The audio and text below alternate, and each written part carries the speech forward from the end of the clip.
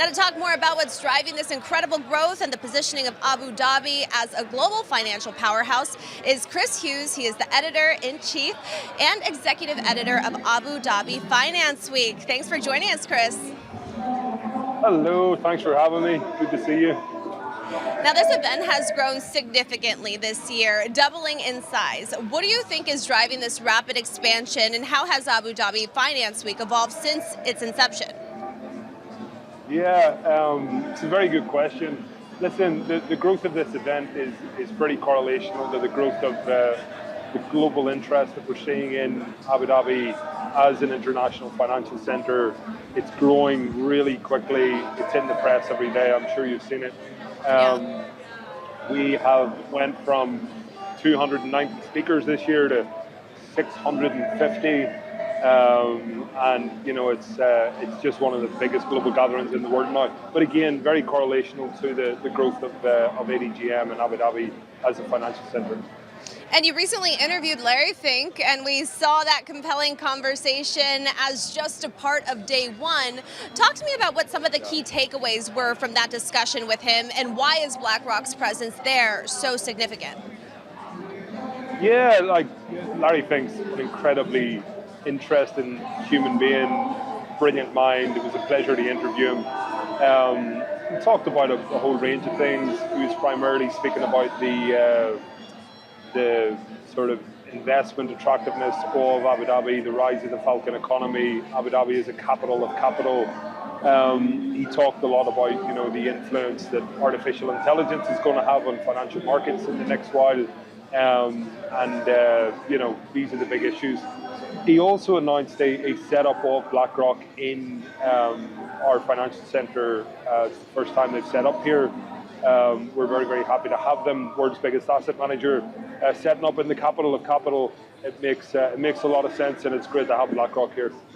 And Chris, as you mentioned, Abu Dhabi is really becoming a hub for global financial players, with companies like BlackRock establishing their presence. So what makes Abu Dhabi, though, an attractive destination for these major firms?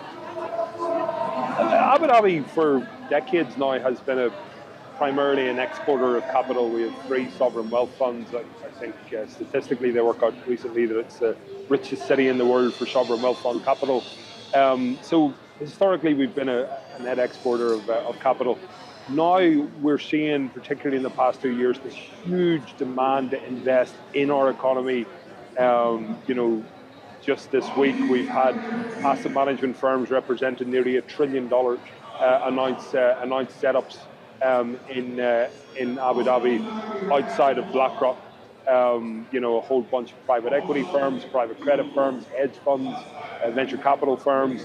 We have new fast-growing tech firms that are based here, that are being funded to scale up their operations. It's incredible. It really has been.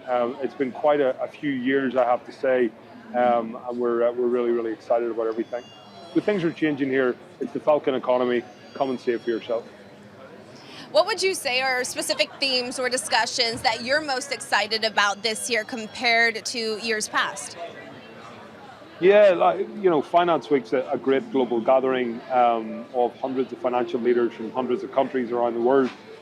They're here to talk about one thing and one thing only, and that's 2025. We're in December 2024. The year's starting to come to an end. It's everyone's looking to what's going to happen next year. There's a lot going on in the world. Everything from the new administration in the United States and what that means for the global economies, the rise of the global south as an economic power center, global regulatory on artificial intelligence, climate finance has been a very big topic.